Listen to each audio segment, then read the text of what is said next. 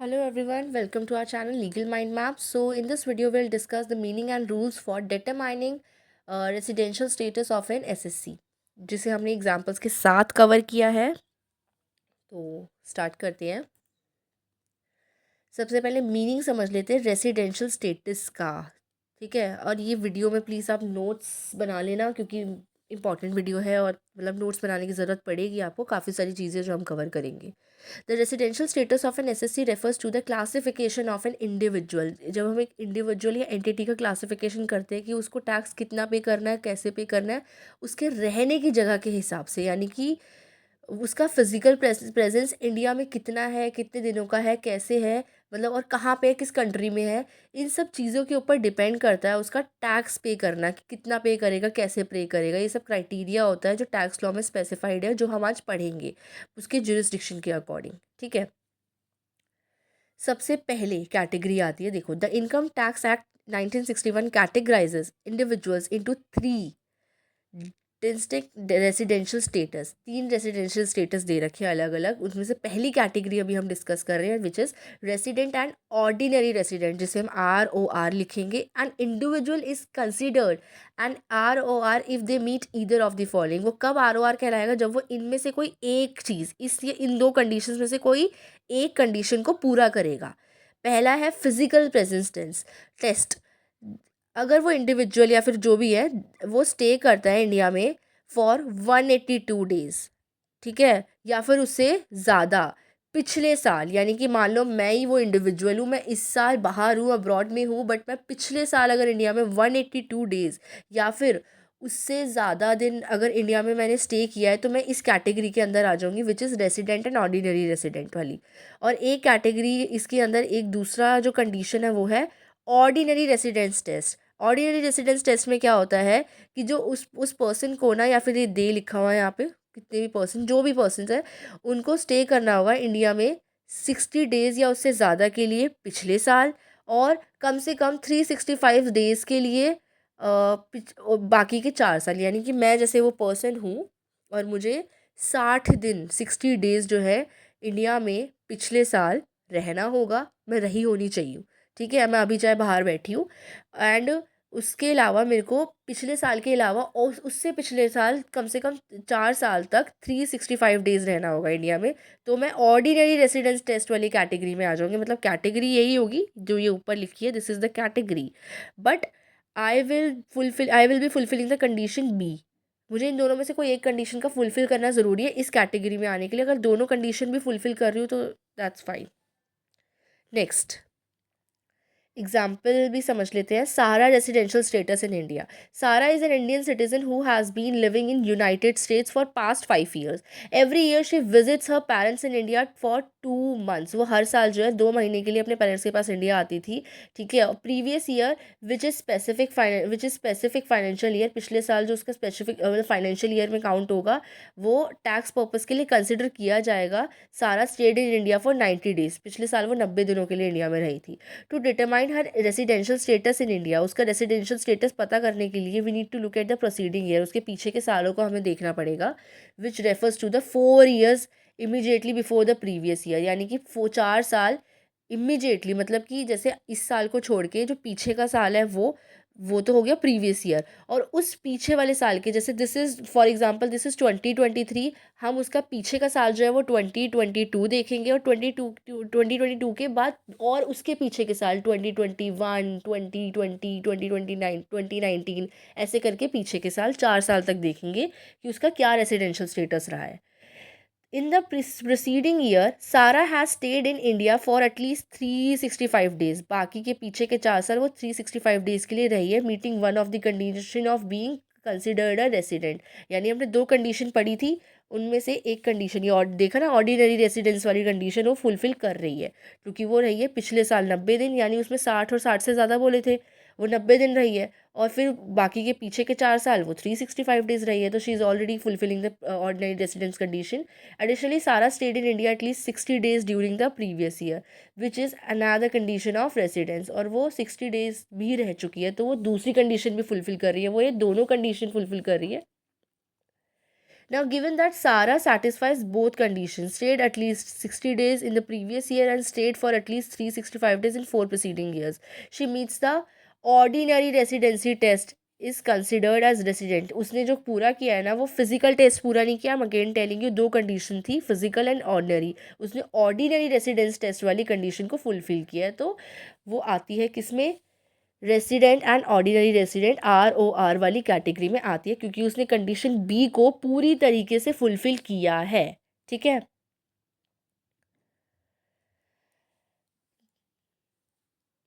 अब आते हैं आगे. Next, resident but not ordinarily resident, RNOR. ठीक है. एक इंडिविजुअल इस कैटेगरी में तब फॉल होता है इफ़ वो इन दोनों में से किसी एक केस को पूरा करता है. दो केसेस है, any one case. Special case one, they stayed in India for 182 days or more during the previous year. पहली कंडीशन में है कि या तो 182 डेज या उससे ज़्यादा इंडिया में रहना होगा पिछले साल. जैसे अभी 2023 चल रहा है, so it means they are counting 2022. But do not fulfil the ordinary residence test. But इसका मतलब ये नहीं है कि आप जो हमने पहले उसमें पढ़ा था ना फर्स्ट कैटेगरी में, ऑर्डिनरी रेसिडेंसी टेस्ट, उसको पूरा करें. ठीक है. सो इसमें सिर्फ पिछले साल की बात की गई है. उस टेस्ट में तो आपको पिछले से 4 साल की बात की गई थी. फिर आती है कैटेगरी 2, कि जब एक इंडियन सिटीज़न है, दे आर एन, वो इंडियन सिटीज़न होना चाहिए वो पर्सन, और a person of Indian origin, या फिर उसका ऑरिजिन इंडिया होना चाहिए, who comes on a visit, जो अपने विजिट पे आ रहा है इंडिया. प्रीवियस ईयर, पिछले साल वो इंडिया आया था विजिट पे, और इंडिया में कम से कम 60 दिन यानी 60 डेज या 60 डेज से ज़्यादा रहा है. ये केस 2 है. इनमें से कोई भी एक केस अगर वो फुलफिल कर देगा तो वो RNOR में आ जाएगा, कैटेगरी में फॉल करेगा. See the example now. An individual name Rahul is an Indian citizen. एक इंडिविजुअल का नाम, जिसका नाम राहुल था, सॉरी, हाँ, एक इंडिविजुअल जिसका नाम राहुल था, वो इंडियन सिटीज़न है जो वर्क कर रहा है यूनाइटेड किंगडम में पिछले 6 सालों से. वो अपनी फैमिली पे के पास हर साल रहने जाता है थोड़े दिनों के लिए. उनसे मतलब विज़िट पे जाता है, मिलने जाता है. सो पिछले साल जो है राहुल इंडिया में 190 डेज़ रुका था. तो इसका मतलब क्या है कि वो 182 तक या 182 से ज़्यादा दिन रुक गया है पिछले साल. बट तब भी उसके पीछे के 4 साल का रिकॉर्ड नहीं है हमारे पास, या फिर पीछे के 4 साल में भी वो नहीं रुका हो ही रुका हो. तो उस सिचुएशन में राहुल जो है वो क्या क्राइटेरिया फुलफिल कर रहा है, the ordinary residence test. So Rahul meets the special case 1 criteria. What was the special case 1? जिस कि राहुल जो है 182 डेज़ या उससे ज़्यादा दिन प्रीवियस ईयर में इंडिया में रुका होगा, बट उसने ऑर्डिनरी टेस्ट फुलफिल नहीं किया होगा, विच वॉज कि आपको पीछे के 4 साल भी काउंट करने होते हैं. ठीक है. तो ये राहुल का एग्जाम्पल मैंने आपको दिखा दिया है. स्पेशल केस 1 और 2 भी आपको समझ आ गया था. अब नेक्स्ट पे आते हैं थर्ड कैटेगरी. तीसरी कैटेगरी है नॉन रेसिडेंट कैटेगरी, जो बिल्कुल ही इंडिया का नहीं है. An individual who does not meet the criteria of ROR. जो ROR रेसिडेंस वाली कैटेगरी के अंदर, या फिर RNOR, पिछली दो कैटेगरीज जो हमने पढ़ी है ना, उसके अंदर जो दोनों में ही नहीं आ रहा है, उसे हम नॉन रेसिडेंस कैटेगरी में डालेंगे. ठीक है.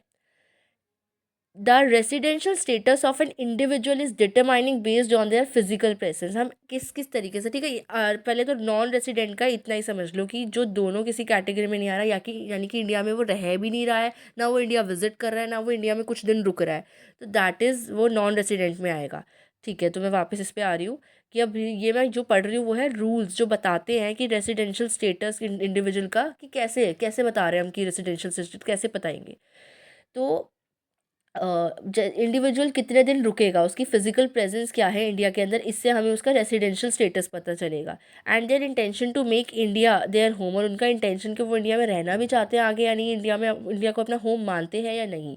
Physical presence is a key factor, but it is not the sole determinant. Physical presence बहुत बड़ा फैक्टर है रेसिडेंशियल स्टेटस बताने का, बट वो एक अकेला ऐसा फैक्टर नहीं है जिससे हम रेसिडेंशियल स्टेटस डिसाइड कर सकते हैं. The court have considered various factors including the individual's family. हम काफ़ी चीज़ों को नोटिस में लेकर आते हैं इस टाइम पे, जैसे कि उसकी फैमिली कहाँ रह रही है, उसकी फैमिली का ओरिजिन कहाँ पर है, इकोनॉमिक इंटरेस्ट उसका क्या है, उसकी सैलरी इंडिया में आ रही है या बाहर की बाहर ही रह रही है, एंड सोशल कनेक्शंस उसके कैसे हैं, इन सब चीज़ों को भी देखा जाता है. Next, tax implications of residential status. The residential status of an SSC signify impacts their tax liability in India. RORS are taxable on their global income. ठीक है, वो अपनी पूरी ग्लोबल इनकम है ना सब, जो उसके ऊपर टैक्स उनका लगेगा. वाइल आर, ठीक है, ROR is the first category. Now second category R N O R s are taxed only on their Indian income. मतलब फर्स्ट कैटेगरी वालों का तो जो पूरी इनकम होगी ना उनकी, उसके ऊपर टैक्स लगेगा.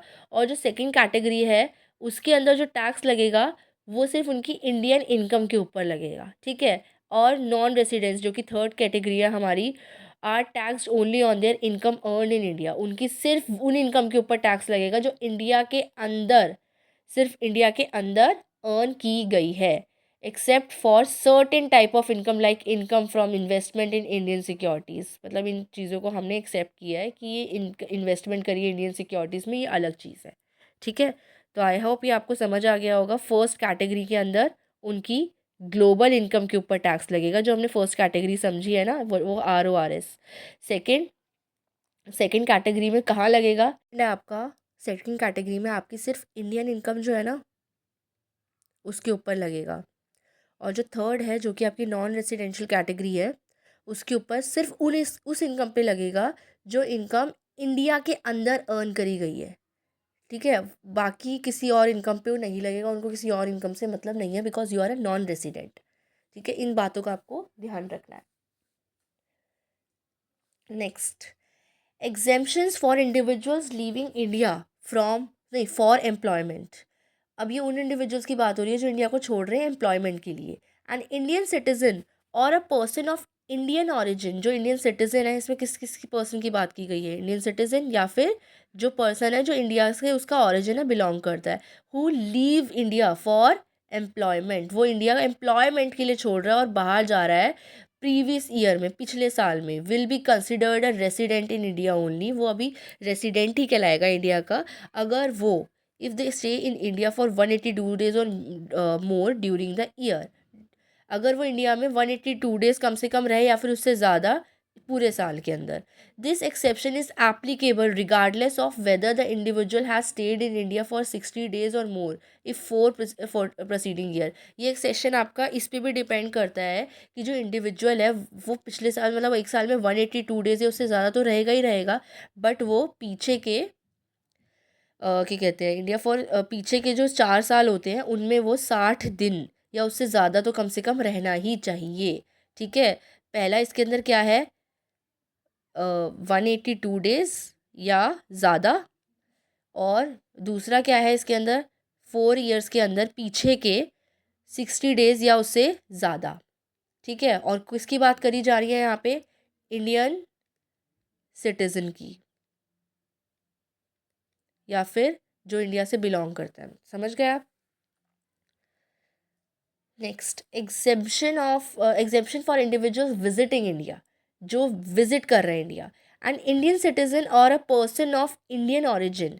एक इंडियन सिटीजन या फिर जो इंडिया का ऑरिजिन रखता है person who comes on a visit, जो विजिट पे आ रहा है सिर्फ इंडिया में पूरे, मतलब क्या कहते हैं, पूरे साल के लिए, मतलब साल में, will be considered a resident in India only if this stay. वो तब इंडिया का रेसिडेंट कहलाएगा जब वो 182 डेज या उससे ज़्यादा साल के अंदर इंडिया के अंदर स्टे होगा. वही मैंने आपको बताया था ना, 182 डेज या उससे ज़्यादा साल के अंदर स्टे होगा. And this exception is applicable if the individual has not state in India for 60 days or मोर इन 4. और ये वाला इसके अंदर क्या चीज़ है? ये वाला जो 182 डेज या प्लस का एप्लीकेशन जो होगा ना, ये तभी होगा जब वो पिछले 4 साल, ठीक है, नहीं स्टे कर रहा है. पिछले 4 साल वाला जो है ना, कि 60 डेज आपको रहना है, उससे ज़्यादा रहना है, 4 साल पीछे के, वो वाला आपको क्राइटेरिया, उसमें आप फॉल नहीं कर रहे हो, आप सिर्फ इसी क्राइटेरिया में फॉल कर रहे हो, तब आपका ये विजिट वाला जो है एक्सेप्शन माना जाएगा और उस केस में आपको इंडियन सिटीजन माना जाएगा. ठीक है. Now deemed resident status. An Indian citizen who is not liable to pay tax. एक इंडियन सिटीजन जो टैक्स पे करने के लायबल नहीं है, किसी और in any other country will be deemed as a resident in India, जो किसी और लायक नहीं, मतलब जो किसी और लायबल नहीं है, मतलब किसी और कंट्री में टैक्स पे नहीं कर रहा है, मतलब इंडिया का है तो वो इसे इंडियन सिटीजन माना जाएगा, रेसिडेंट इन इंडियन माना जाएगा। इफ़ देयर टोटल इनकम, अगर उसकी टोटल इनकम, ठीक है, फॉरेन रिसोर्सेज को हटाकर एक्सीड कर रही है ₹50 lakh during the previous year, क्योंकि प्रीवियस ईयर हम बार बार क्यों बोल रहे हैं, क्योंकि हम जो टैक्स भरते हैं वो प्रीवियस ईयर का ही भरते हैं, ठीक है। तो पिछले साल की जो उसकी टोटल इनकम थी वो 15 लाख से ज़्यादा है, बाहर के रिसोर्सेज को हटा के, सिर्फ इंडियन की। तो this provision was introduced in the finance act, और ये प्रोविजन कहाँ का है, फाइनेंस एक्ट का 2020 का, ठीक है। मतलब क्या है कि पर्सन जब बाहर टैक्स पे ना कर रहा हो, किसी और कंट्री में टैक्स पे ना कर रहा हो और वो इंडियन सिटीजन है, तो वो इंडिया का रेसिडेंट कहलाएगा अगर उसकी टोटल इनकम क्या है, 15 लाख से ज़्यादा है या 15 लाख है पिछले साल की। सो वो इंडिया में टैक्स पे करेगा, मतलब इंडियन सिटीजन कहलाएगा, रेसिडेंट ऑफ इंडिया कहलाएगा, ठीक है। Now special provision for diplomatic personnel and other persons employed by foreign governments or international organization in India are generally not considered resident of India. However, there are specific provisions that apply their income earned in India. ठीक है, इतना था नहीं है सब, ठीक है। Tax implication of residential status exception, अब टैक्स इम्प्लीकेशन की बात कर रहे हैं रेसिडेंशियल स्टेटस के अकॉर्डिंग, उनके एक्सेप्शंस की। The exceptions of the exceptions to the general rules for determining residential status can have significant tax implication for individuals who are considered residents under these exceptions will be taxable। जिन जिन लोगों को हम किसी भी category और condition में डाल के India के रेसिडेंट बता रहे हैं, ठीक है, अभी हमने पीछे इतने सारे केसेस पढ़े हैं, तो जिन जिन में हमने बोला है ना कि वो इंडिया के रेसिडेंट होंगे अगर वो इन कंडीशंस को फुलफिल करते हैं, तो exception will be taxable on their global income, तो उनकी वो ग्लोबल इनकम पे, on their global income in India, तो उनकी जो पूरी इनकम है, global income means their full income, उस पर टैक्स लगेगा इंडिया के अंदर। However individuals who are not considered residential under the exceptions will only be taxable on their Indian income, जो रेसिडेंशियल प्रॉपरली नहीं कह रहे हैं इंडिया के, ठीक है, तो उनका सिर्फ इंडियन इनकम के ऊपर टैक्स लगेगा, इंडियन इनकम को छोड़ा नहीं जाएगा किसी भी केस में। इंडियन इनकम है, इंडिया में अर्न हुई है या फिर इंडियन इनकम है, तो उस पर टैक्स लगेगा ही लगेगा, ठीक है। तो यही इसके अंदर था, बस थोड़ा सा डिफ़िकल्ट टॉपिक था, थोड़ा सा डिफ़िकल्ट भी नहीं, इजी था बट कंफ्यूजिंग था। तो कोई भी डाउट होता है यू कैन कमेंट, आप कमेंट बॉक्स में अपने डाउट्स लिख सकते हैं हमें, एंड प्लीज़ फॉलो, मतलब सब्सक्राइब कीजिए हमें एंड शेयर कीजिए वीडियो को अपने बाकी क्लासमेट्स के साथ भी, and please press the bell icon ताकि आपको न्यू वीडियोज़ का पता चल जाए। Thank you so much.